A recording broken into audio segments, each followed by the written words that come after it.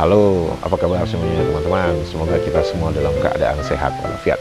Teman-teman, saya ingin ngobrol-ngobrol dikit aja ya. Saya baca semua komentar-komentar dari teman-teman di YouTube itu. Saya tuh gimana ya? Saya tuh penasaran gitu loh. Ada beberapa teman mengatakan bahwa Indonesia itu mengambil bahasa Melayunya itu dari Riau. Kemudian beberapa teman yang di Malaysia mengatakan, oh nggak bisa, enggak. Kalian mengambil bahasa Melayu ya bahasa Melayu yang dikenal di Asia Tenggara. Kemudian saya buka tuh kamus cetak yang saya miliki, edisi kedua, cetakan ketiga tahun 1994, Kamus Besar Bahasa Indonesia. Saya iseng-iseng tuh baca bagian introduction dari kamus itu. Ternyata di situ tuh ada satu pernyataan waktu Kongres Bahasa Indonesia pertama yang diadakan di Solo. Ki Hajar Dewantara. Ki Hajar Dewantara ini adalah pahlawan pendidikan nasional. Kalau misalkan teman-teman pergi ke Jogja, itu ada yang namanya perguruan taman siswa. Taman siswa itu adalah dirintis oleh Ki Hajar Dewantara. Ki Hajar Dewantara itu mengatakan bahasa Indonesia itu diambil dari Melayu Riau. Itu membuat saya menjadi semakin yakin bahwa yang digunakan oleh Sumpah Pemuda pada tahun 1928 yang dimaksud kita menggunakan akarnya bahasa Melayu itu adalah bahasa Melayu Riau, bukan bahasa Melayu yang digunakan di Semenanjung. Kenapa saya mengatakan itu?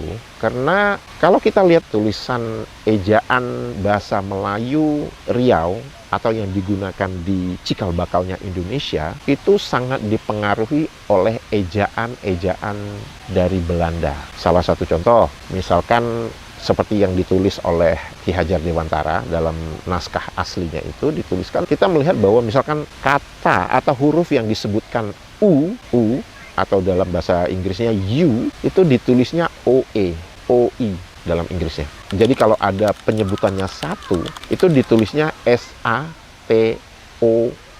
Saya belum melihat ejaan seperti itu di Malaysia. Apalagi saya tahu bahwa di Malaysia itu mereka menggunakan tulisan Arab gundul ya. Penyebutannya Melayu tapi dituliskannya dalam huruf Arab. Itu tidak mungkin kalau ditulisnya O, E, U apa-apa itu nggak mungkin. Dia pasti tulisannya kan dalam tulisan huruf Arab ya, bukan dalam tulisan Latin. Saya tidak yakin bahwa itu diambil dari Melayu dialek Semenanjung atau mungkin dialek Pahang atau dialek Johor ya, karena kejauhan. Yang paling dekat itu adalah Melayu Riau.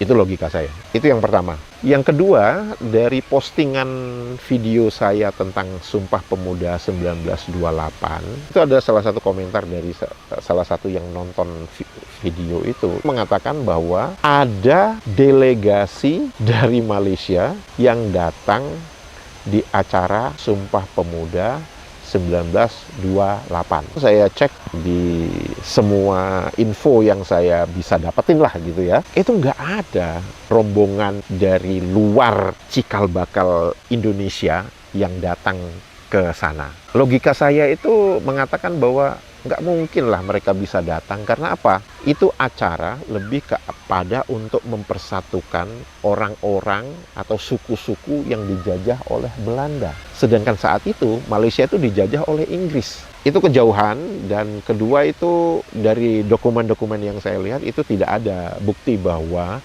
ada rombongan dari tanah Semenanjung yang hadir di acara Sumpah Pemuda 1928. Tapi saya mendapatkan info bahwa terdapat rombongan yang datang dari tanah Semenanjung di saat Kongres Bahasa Indonesia kedua tahun 1954 di Medan.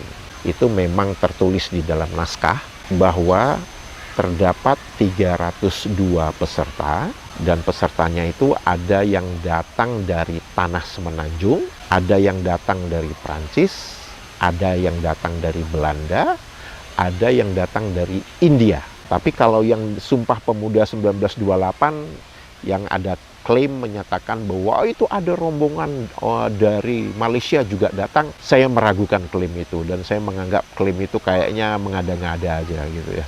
Tapi untuk tahun 1954 itu memang ada, memang tertulis. Nah, kenapa pada tahun 1954 ada rombongan dari tanah Semenanjung? Karena satu, Indonesia sudah merdeka. Kedua, kenapa kok bisa ada rombongan dari Malaysia datang? Kan dekat Medan, bukan di Jakarta. Baiklah teman-teman, itu aja dua analisa saya ya tentang pertama, Indonesia itu menggunakan bahasa Melayu dari mana saat mengambil itu menjadi sebagai akar dari bahasa Indonesia. Itu satu. Yang kedua, saya ngobrolin tentang klaim bahwa ada rombongan dari Malaysia juga datang waktu di acara Sumpah Pemuda 1928. Itu menurut saya klaimnya baseless, tidak berdasar, tidak memiliki bukti, dan logikanya juga nggak masuk. Tapi untuk yang tahun 1954 di Medan, Kongres Bahasa Indonesia kedua, itu tertulis dengan nyata-nyata, itu tertulis bahwa ada 302 peserta ya. Dan di dalam Kongres Bahasa Indonesia kedua itu bukan hanya bicara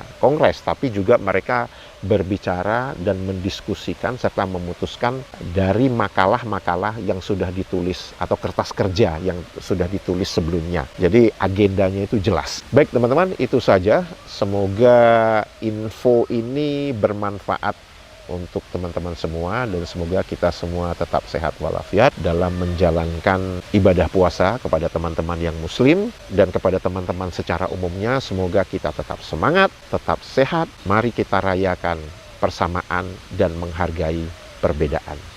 Dadah.